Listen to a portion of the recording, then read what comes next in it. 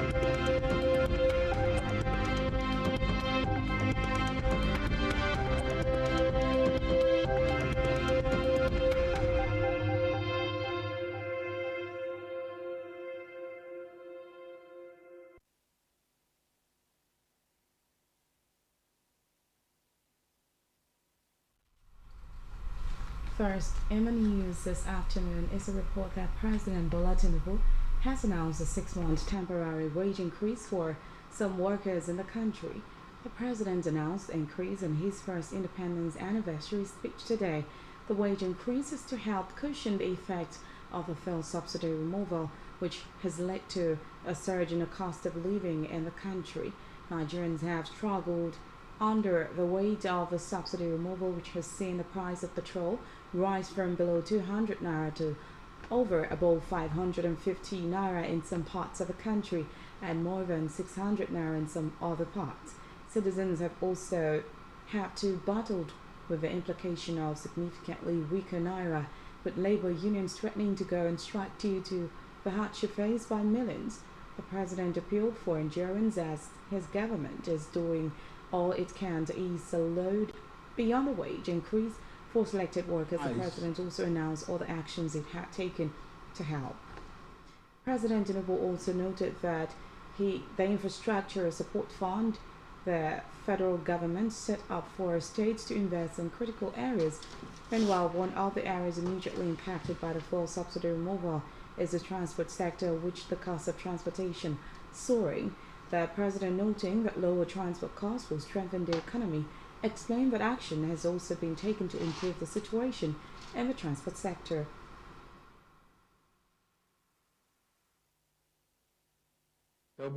At my inauguration, I made important promises about how I will govern this nation.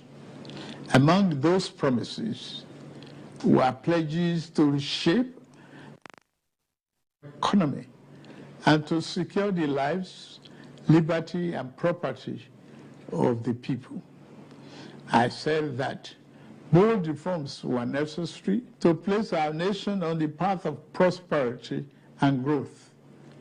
On that occasion, I announced the end of the fuel subsidy. I am attuned to the hardship that have come. I have a heart that fills our eyes. I wish to explain to you why we must endure this trying moment. We are introducing a provisional wage award increment to enhance the federal minimum wage without causing undue inflation. For the next 6 months, the average low-grade worker shall receive an additional 25,000 naira per month. To ensure better grassroots development, we set up an infrastructure support fund for states to invest in critical areas. States have already received funds to provide relief packages against the impact of rising food and other prices. Making the economy more robust by lowering transport costs shall be key. In this regard, we have opened a new chapter in public transportation through the development of cheaper, safer, compressed natural gas, CNG, buses.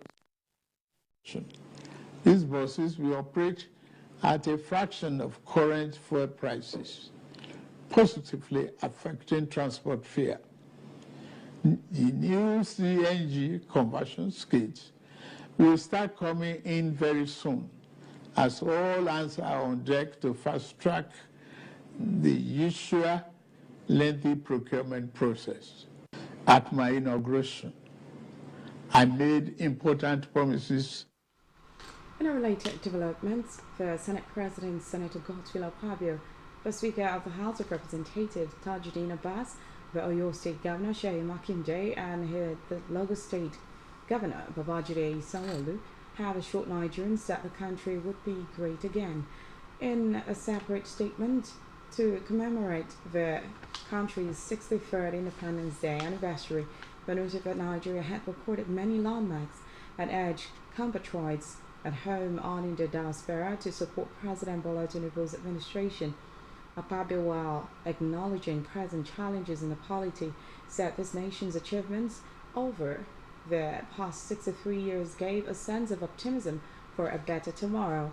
The Senate President noted that particular struggles that Nigeria has passed through as a country in that time, adding that each country has its unique path and unique challenges it must pass through. Away from that, in commemoration of the Nigeria's 63rd Independence Day anniversary, the federal government has declared Monday, October 2nd, 2023 as a public holiday. According to a statement by the Ministry's Permanent Secretary, Dr. Oluwatoyin Akinlade, the Minister of Interior, Dr. Olubunmi Tunjojo, met the declaration in Abuja on behalf of the federal government on Thursday. The minister assured Nigerians of the President Bola Tinubu's led administration's continued commitment to tackling challenges facing the country. Tunjojo said the greatness ahead of the country was achievable if all citizens work together in unity. Meanwhile, the Federation Account Allocation Committee FAAC within a week shared a total sum of 1.1 trillion naira to the federal government, state and local government councils. This was contained in a communique issued by the FAAC at its September 2023 meeting this morning. Within the week, in Abuja, according to a statement by the Director of Press and Public Relations of the Office of the Accountant General of the Federation, Bawa Makwa, it noted that the 1100.101 billion naira total distributable revenue comprised distributable statutory revenue of 357.398 billion naira, distributable value added tax VAT revenue of 321.941 billion naira, electronic money transfer levy EMTL revenue of 14.102 billion naira, exchange difference revenue of 229.568 billion naira, and augmentation of 177.092 billion naira. According to the communique, total revenue of 1.483 trillion was available as revenue earned in the month of August. Total deduction for cost of collections was 58.755 billion naira. Total transfers and refunds was 254.046 billion naira, and savings was 71.000 billion naira. Elsewhere, Vice President Kashim Shettima on Friday inaugurated the Skill Innovation Program designed to provide over 3 million Nigerians with essential digital skills for information technology revolution. Shettima, while launching the program at the banquet hall of the Presidential Villa Abuja, said the initiative was part of the government's effort to ensure that citizens succeed in the global economy. The Skill Innovation Program will establish 15 state-of-the-art information communication technology centers strategically placed across the country The program will also provide individuals and businesses alike with access to cutting-edge digital training resources and support. Reports say the first phase of the program will be implemented in Katsina, Anambra, Borno, Lagos, Oyo, and Kano states, while the second phase will be in Delta, Kaduna, Ogun, Bauchi, Kwara, and Ekiti states. The Vice President said this would in turn extend the reach of economic and social interactions as well as enhance productivity growth in the country. He describes skill innovation as a transformative initiative that will usher in a new era of digital empowerment for Nigerians. In the meantime, the federal government, through the National Economic Council, has directed the National Emergency Management Agency, NEMA, to provide immediate intervention and relief to states affected by flood. It also resolved to develop and articulate a roadmap to address flooding and manage attendant disasters. The Minister of the Federal Capital Territory, Abuja, Nyesom Wike, revealed this to newsmen after the 136th NEC meeting, which was held at the Aso Rock Presidential Villa, Abuja. Wike said the governor of Kogi State and chairman of the Committee on the Impact of Flood and Disaster across the states in Nigeria, Yahaya Bello, categorized states into A, B, and C based on degrees of damage. Group A state with over 15 points and most affected include Anambra, Bauchi, Bayelsa, Benue, Borno, Kogi, Nasarawa, Niger, Rivers, Enugu, Kano, Oyo, Yobe, and Zamfara. While Group B states, which are with 10 to 15 points, are across River Delta, Jigawa, Kwara, and Ondo. Also Group C states with less than 10 points are Katsina, Abia, Adamawa, Akwa Ibom, Bauchi, Ebonyi, Edo, Ekiti, Gombe, Imo, Kaduna, Katsina, Kebbi, Lagos, Ogun, Osun, Plateau, Sokoto, Taraba, and the FCT.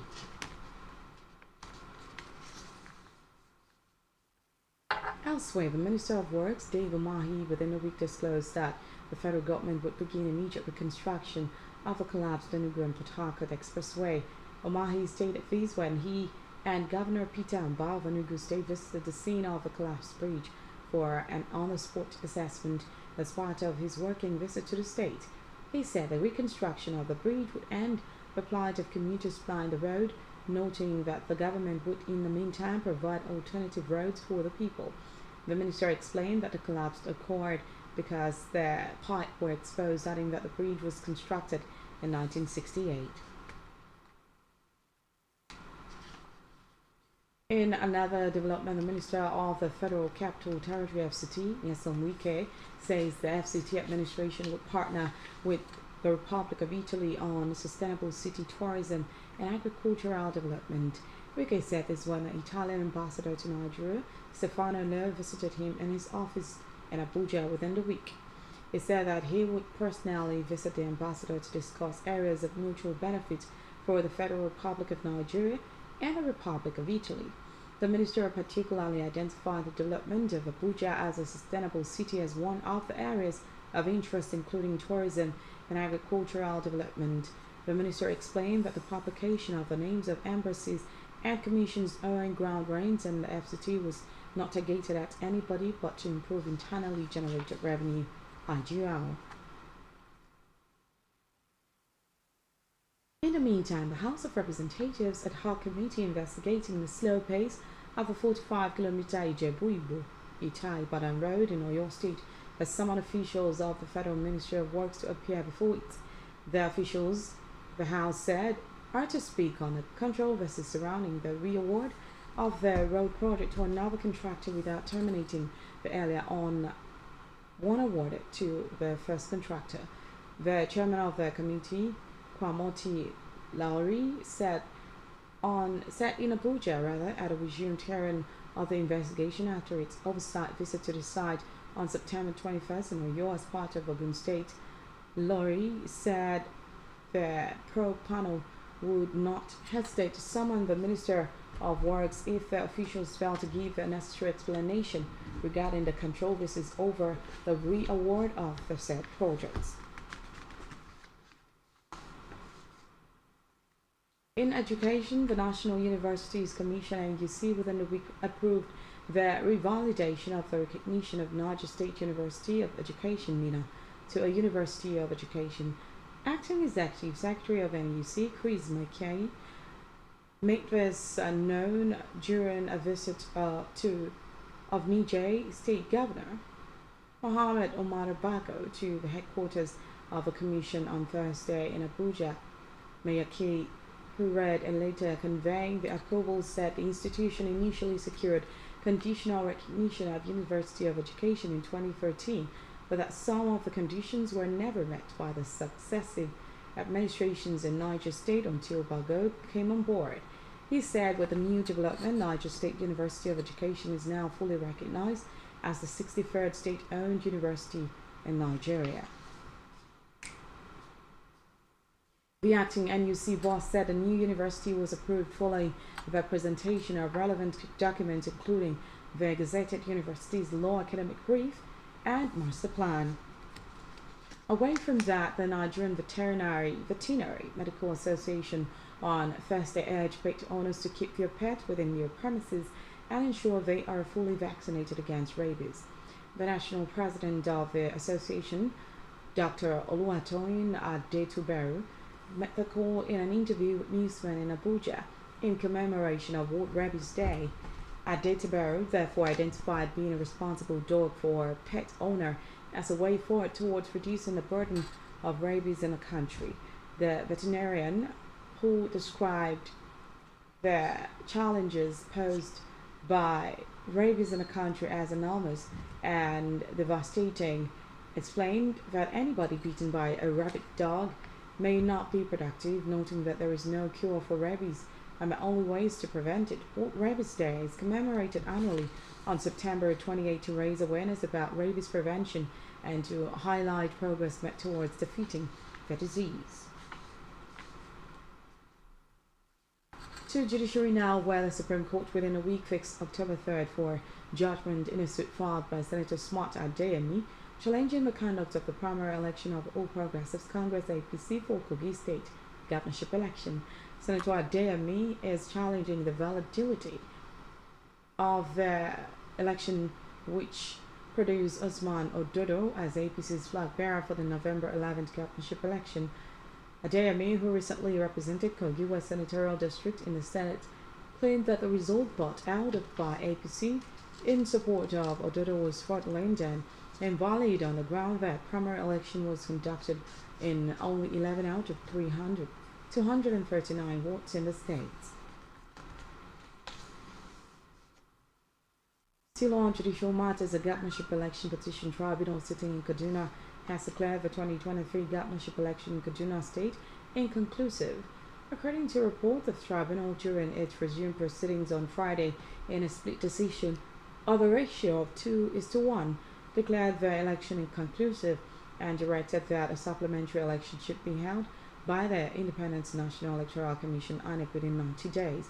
The three-man panel led by Justice Victor Oviawe therefore ordered a rerun of election in 24 polling units and 7 wards of 4 local government consisting of 16,300 registered voters.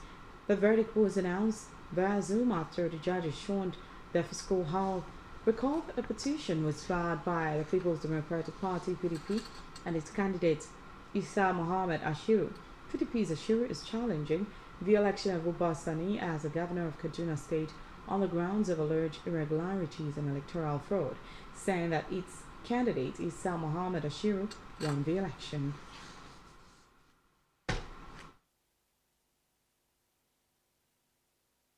The Constitution, they are required to also consider the petition on merit. So on merit, 2 of them said that election is supposed to be conducted in 22 polling units because the number of the voters there exceed the margin of lead. But they have said that the PDP wanted it to be declared as the winner of the election. The tribunal said that they have no proof that. They allege that there are corrupt practices perpetrated by APC. They said they have no proof that. So in essence, as of today, the PDP petition is dismissed by the tribunal. Unless PDP appeal to the Court of Appeal, then we now know what will happen there. But the petition has been dismissed. Yeah, the court has delivered judgment directing that the election in Kaduna State is inconclusive. and there should be rerunning elections in about 4 local governments, somewhat in 4 local governments. So how many polling units and how many registered voters are we looking at? Well, that we'll have to look at the details. Well, it's in 4 local government, about 14 wards or so. So why did the tribunal decided on this conclusive election? Why the tribunal decided what it decided? It's based on the facts placed before it. Court arrived at decision based on the submissions and argument of lawyers, and the majority of the tribunal judges decided that the election was inconclusive, and one judge affirmed the election. And the decision, but the majority decision of the court is that the election was inconclusive. Of the Constitution, they are required.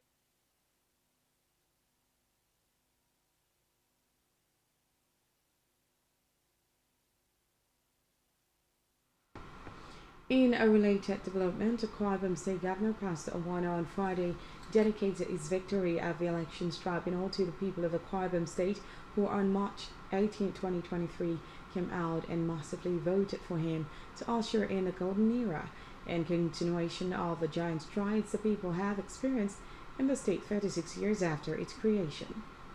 In a statement he personally signed, the governor equally thanked and congratulated the Nigerian judiciary for the patriotic job they are doing to safeguard and consolidate the nation's democracy, stressing that his faith in that critical institution remains rock solid. According to him, politics is over, noting that it is time for a governance. He therefore called on his brothers, distinguished Senator John Okpanodoidege, Architect Ezekiel Nyaituk, Obong Akanimo Dofia Kofi, Akpan Jeremiah, and distinguished Senator Obong Basi Albert, to join him in building a state founded on shared aspirations for growth, development, unity, and brotherhood, while noting that he may have been elected on the platform of the People's Democratic Party and has stressed that he is a governor for all Akwa Ibomites, irrespective of political labels, stating that it is what he promised to do when he had put his hands on the Bible on May 29, 2023, and took his oath of office. Governor Ino therefore urged all the Akwa Ibom people to keep faith in God, who is leading the people's right, as the state will soon witness a litany of projects across the 31 local government areas, thus providing jobs for the teeming youth. The Elections Tribunal sitting in New York, Akwa Ibom State, following the early dismissal of the petitions brought by the new Nigerian People's Party and NPP governorship candidates John James Akpanodoidege, Architect Ezekiel Nyaituk of African Democratic Congress (ADC), Akpan Jeremiah of the Action Alliance, and Kofi of Accord Party, Obong Akanodofia of All Progressives Congress (APC), and on Friday, distinguished Senator Obong Basi Albert of the Young Progressive Party (YPP) again unanimously affirmed Governor Ino's victory as the duly elected governor of the state.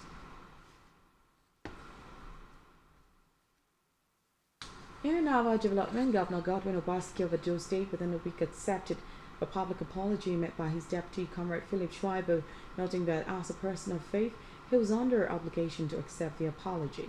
In a later titled Read Public Apology by the Edo State Deputy Governor Philip Schreiber, the governor said in good faith he trusts that the public apologies, as expressed by Schreiber, is genuine and followed by contrite steps to improve his conflict resolution skills.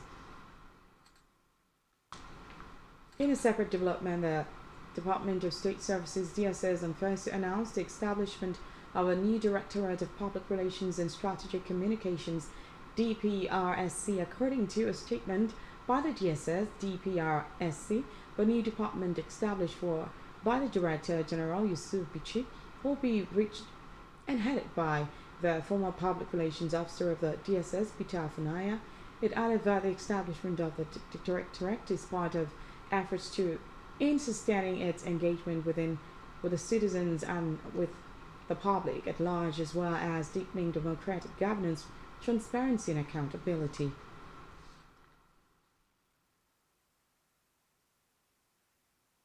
Still to come in the news. NNPCL swaps 2.6 trillion naira crude for refined product. Do stay with us.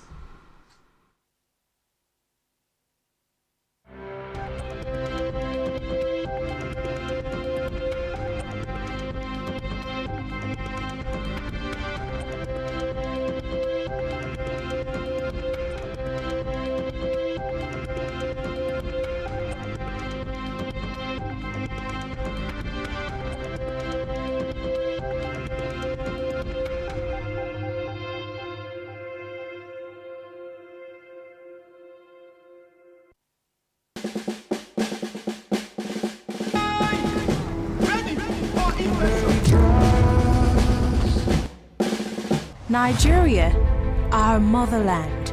The source of our strength. The root of our identity. The bastion of our freedom. Pride. Honor. And beliefs. Happy Independence Day. As Nigeria turns 63, We can only hope to be knitted together, even tighter. In brotherhood and unity. May the labors of our heroes past never be in vain.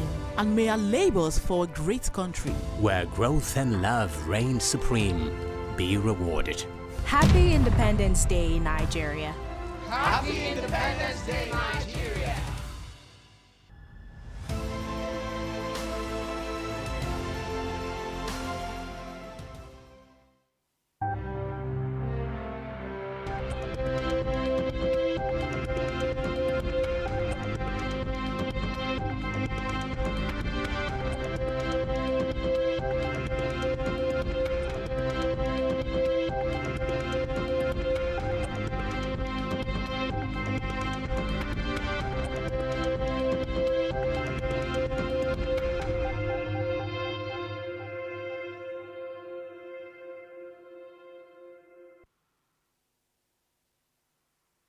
Welcome back and many thanks for staying with us. Moving now to Africa, where Rwandan President Paul Kagame within a week appointed a senior military official as a Minister of State for Regional Cooperation, despite the fact that he has been accused of working closely with a Congolese rebel group. General James Kabarebe, who has for decades been a close ally of Kagame, retired from the military last month. And UN expert published a report in June accusing General Kabarebe of playing a leading role in coordinating operations by the M23 rebel group in eastern DR Congo. Rwanda has denied that its military has supported the M23 rebel. Reports say since the group relaunched a rebellion against almost 2 years ago, hundreds of thousands of civilians have been forced from their homes. Meanwhile, DR Congo accuses Rwanda of backing the M23, an allegation denied in Kigali. Meanwhile, the United States on Thursday announced it will impose visa restrictions on anyone who undermines elections in Liberia next month. It said a move to gate those undermining democracy in Liberia, including through manipulation or rigging of the electoral process, use of violence, or engagement in any other activity designed to improperly influence the outcome of an election. The State Department said the policy reflected a commitment to support Liberians in their desire to have a free and fair vote. It did not name any specific individuals. President George Weah is seeking a second term in office. He will face opposition leader Joseph Boakai, who was the defeated candidate in the last election 5 years ago. In the meantime, military leaders in Gabon have relaxed the curfew imposed on the country following the overthrow of President Ali Bongo. The new curfew announced by the Committee for the Transition and Restoration of Institutions (CTRI) on Wednesday runs from midnight to 5:00 previously. It started between 18:00 and 22:00 depending on the area and lasted until 6:00. The new curfew, according to the new junta, forms part of efforts to restore economic operations in the country. And still in Africa, the authorities in Burkina Faso say 4 army officers have been detained within the week for questioning a day after the military government announced it had thwarted a coup attempt. The military prosecutor's office also said 2 officers were on the run. It is almost a year since Captain Ibrahim Traoré seized power, the second coup in the country in 8 months, but there have been signs of tension within the military. The military prosecutor says an investigation has begun and has appealed for witnesses following what he called attempts at destabilizing the country. In Burkina Faso, Mali, and Niger, military men used a deteriorating security situation as justification for seizing power. Meanwhile, thousands of UN troops and French soldiers are leaving the region after being ordered out. Elsewhere, an Islamist militant group linked to Al-Qaeda on Wednesday said it has taken control of an army base in Mali's ancient city of Timbuktu. Earlier, the Malian armed forces said they had fought off what they called a terrorist attack. A statement from the military said its troops had repelled the assailants at Acharan and soldiers were being evacuated from the base. Meanwhile, Islamist militant from the group Jama'at Nasrat al-Islam wal Musliman (JNIM) have carried out several recent deadly attacks in the Timbuktu region. Conflict with Tuareg rebels has also resumed after the collapse of a 2015 peace deal. The violence coincides with the withdrawal of thousands of UN peacekeepers as demands by Mali military rulers. Meanwhile, a female employee of Cairo University was shot dead within a week by a former co-worker in what Egyptian media are calling the latest gender-based killing. Noahan Hussein is reported to have rejected a marriage proposal from the suspect. The man was later tracked down to an area west of the capital where he is said to have killed himself with the same weapon used in the murder. In a separate incident in Cairo earlier this week, another woman was killed by a former fiancé. Meanwhile, rights groups say there were more than 1,000 cases of violence against women in Egypt last year, including 300 murders. In the meantime, South African anti-apartheid struggle veteran Aziz Pahad has died at the age of 82. According to a statement, he passed away at his home in Johannesburg on Wednesday evening. The family described him as a patriot and freedom fighter who dedicated his life to governing ANC party and serving South Africans. Reports say Pahad joined the struggle against apartheid rule from a very young age. In 1964, he went into exile in the UK, where he went on to coordinate the international call to free imprisoned ANC leader Nelson Mandela. Pahad returned to South Africa in 1990 after a white minority government led by FW de Klerk freed Mandela after the democratic election in 1994. Pahad served as Deputy Foreign Affairs Minister for 14 years, first under Mandela and then under President Thabo Mbeki. In 2014, former President Jacob Zuma appointed him as his envoy on the crisis in the Middle East. Meanwhile, Pahad documented his political life in his memoir, Insurgent Diplomat. And still in Africa, Mozambique's health authorities within the week expressed concerns that some 37% of children in the country are suffering from chronic malnutrition.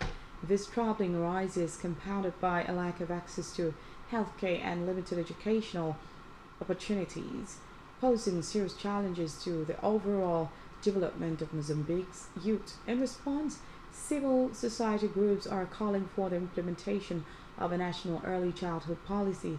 Advocates argue that such a policy could help address the developmental obstacles faced. Meanwhile, the Ministry of Health, Gender, Children and Social Action and partners met in the capital, Maputo, to seek answers to early childhood development problems, which is the period from birth to 8 years of age. Elsewhere, a new report has recorded more than 300 human rights abuses against LGBTQ community by state and non-state actors following the enactment of the anti-homosexuality law in Uganda. A report was released by a group of rights agencies under the Convening for Equality. According to the groups, between January and August 2023, real and perceived LGBTIQ plus persons were tortured, beaten, arrested, altered, and suffered physical, sexual, and psychological violence, including forced annual exams, evictions and blackmail, loss of employment, and health service disruptions.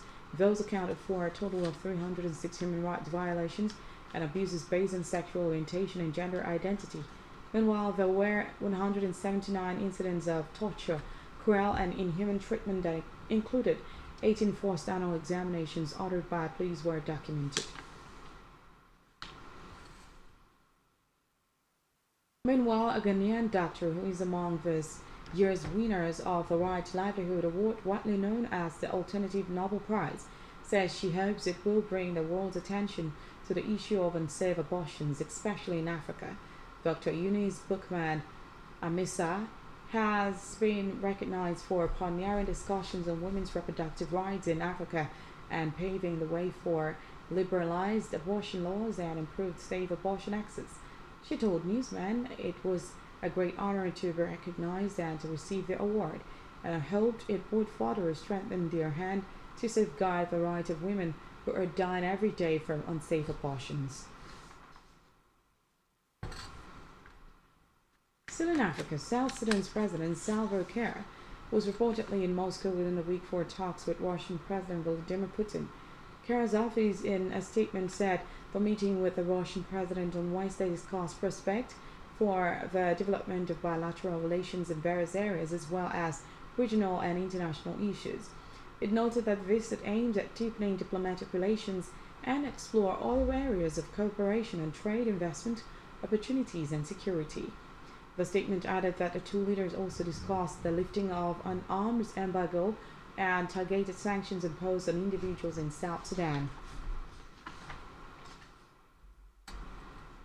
On the foreign scene, the President of the United States, Joe Biden, within a week launched verbal attacks on his predecessor, Donald Trump, saying he did not have regard for the Constitution.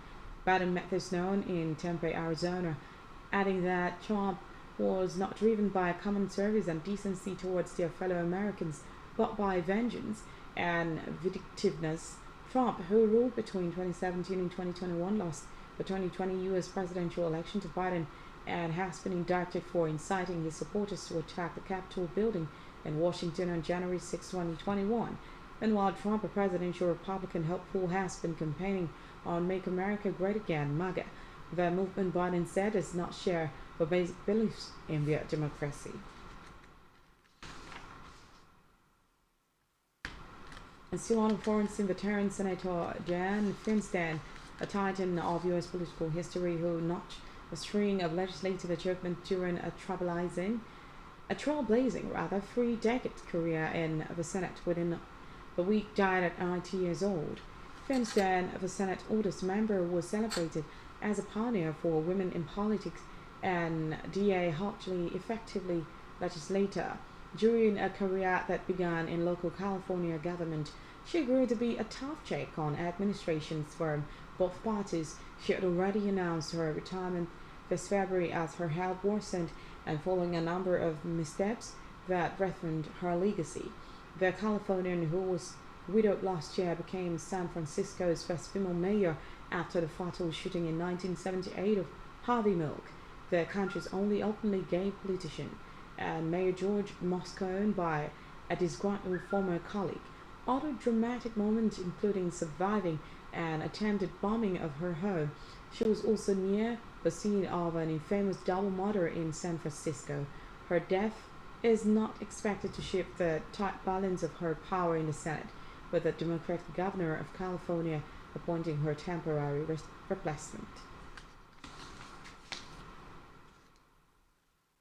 Meanwhile, General Mark Milley stepped down Friday after a tumultuous term as the top U.S. military officer that saw him face repeated crises abroad and on the home front, where he served through the chaotic final months of the Trump presidency. The Pentagon put on an elaborate farewell ceremony at Joint Base Mayor Henderson Hall, attended by Defense Secretary Lloyd Austin and President Joe Biden. He was to be replaced as chairman of the Joint Chiefs of Staff by Air Force General Charles C.Q. Brown, the second African American to hold the top military job. Reports say a barrel-chested Army veteran of countless foreign deployment and high-level command posts, Milley served in uniform for 4 decades, but he faces highest stakes challenge when Donald Trump appointed him in 2019 to the career pinnacle as senior officer reporting directly to the White House. Meanwhile, during a 4-year term continuing under Biden from 2021, Milley managed the harrowing exit of U.S. troops from Afghanistan, special force operations in Syria, and the enormous program to assist Ukraine's desperate fight against Russian invasion.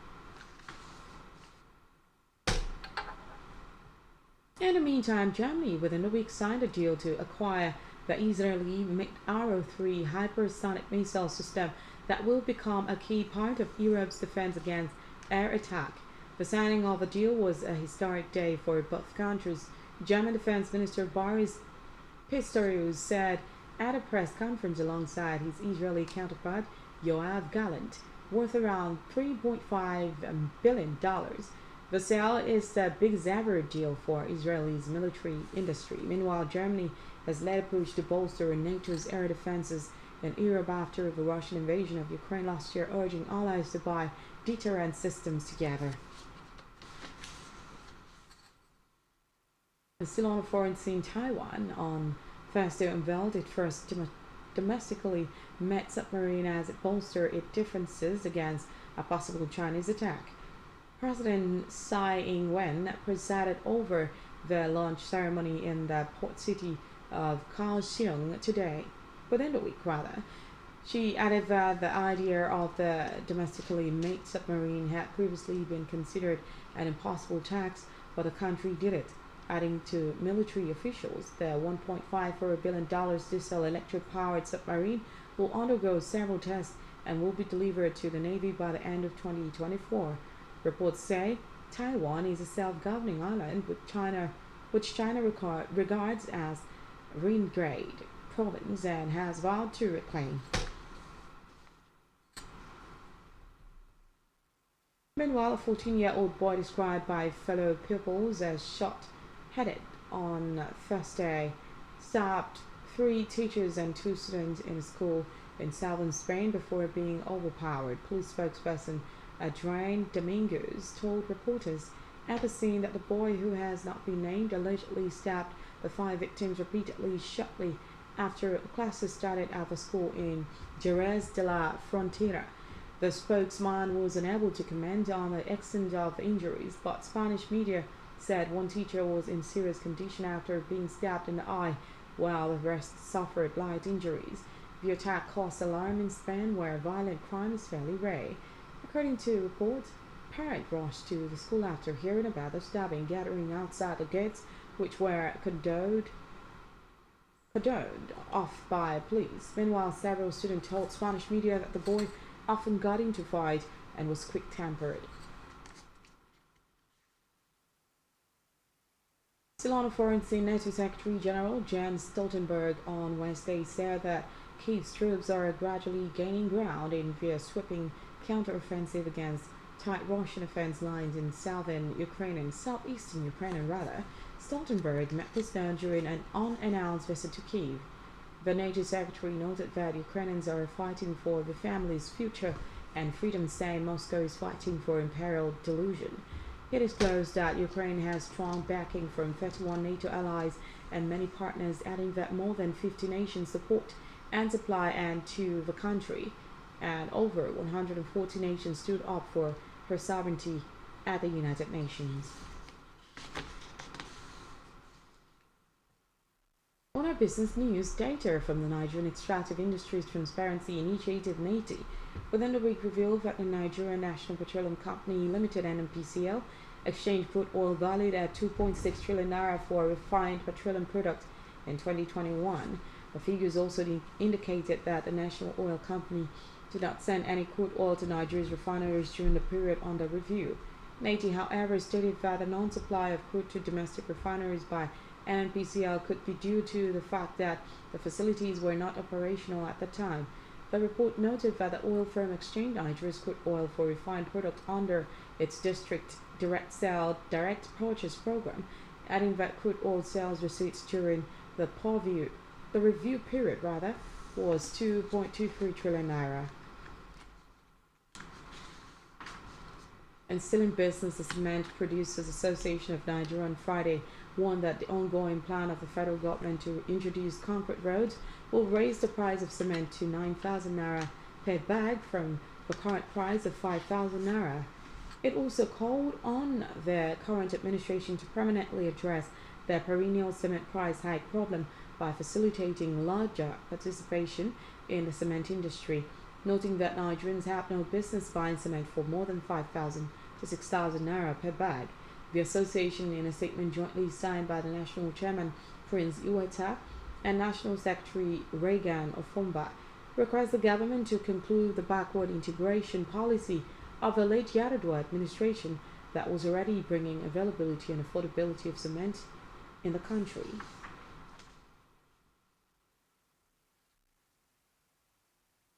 And still to come in the news, federal government to employ diplomatic avenues to address Oshimen and Polly saga.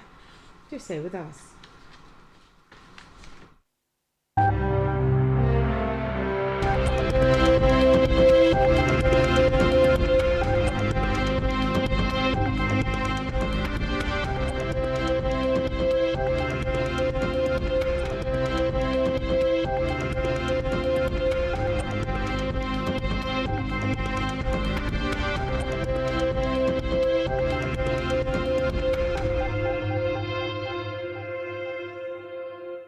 Welcome back and many thanks for staying tuned.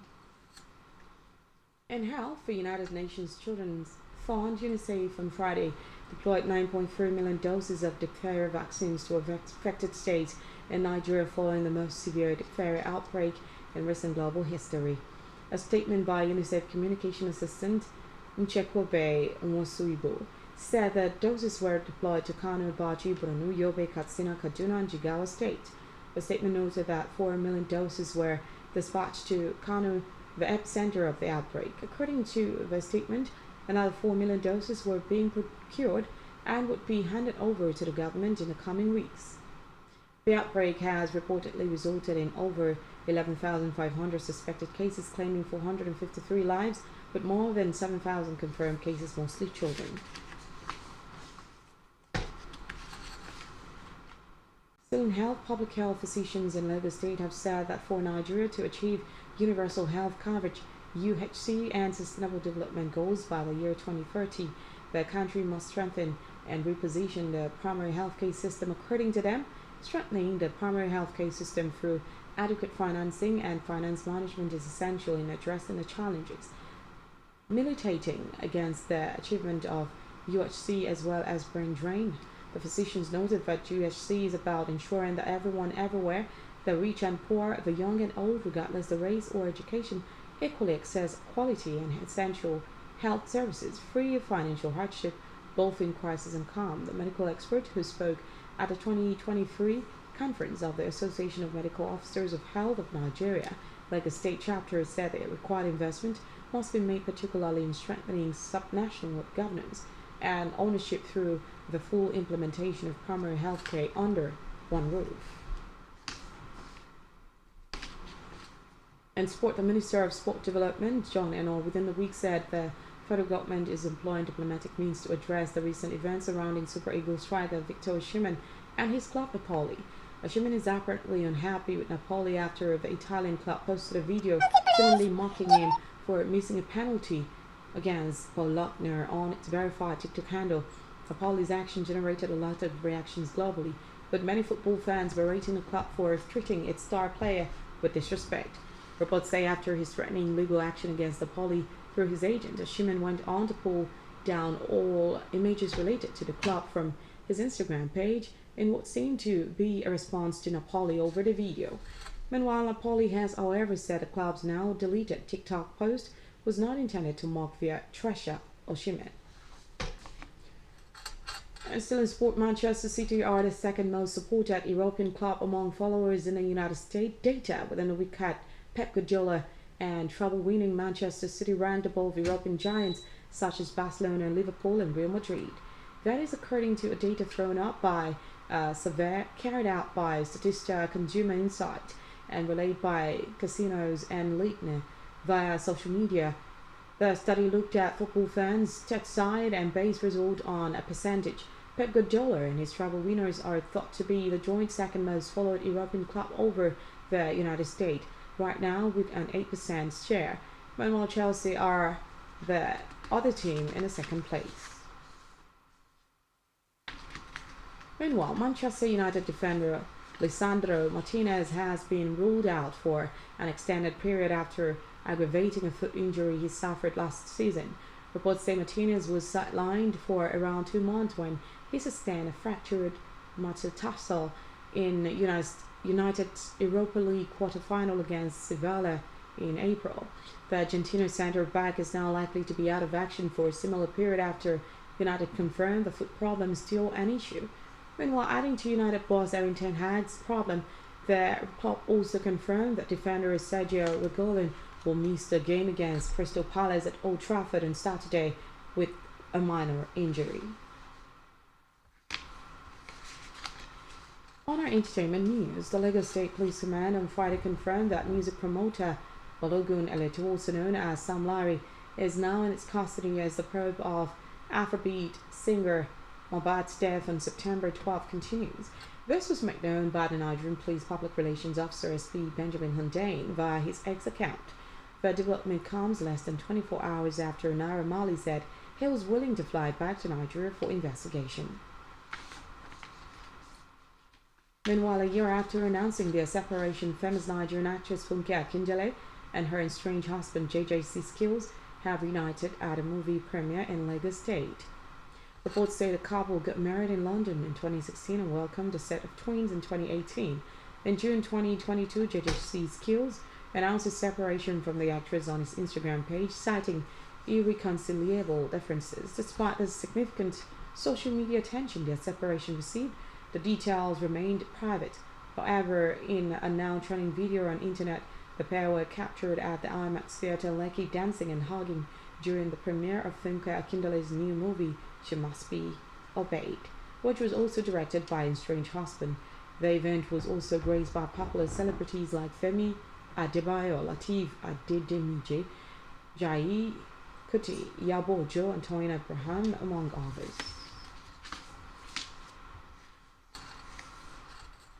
Lastly, in the news within the week, the actor Sir Michael Gambon within a week died at the age of 82. He was best known for playing Professor Albus Dumbledore in 6 of the 8 Harry Potter's films.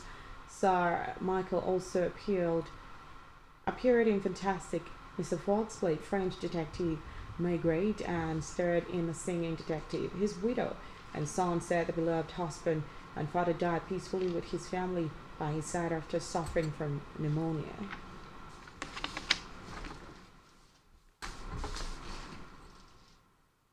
And that's all we have for you in the news within the week. You can follow us on social media and subscribe to our YouTube channel, all of which you can find on our website, Spectrum TV.ng. My name is Rachel David White. Happy Independence Day, Nigeria.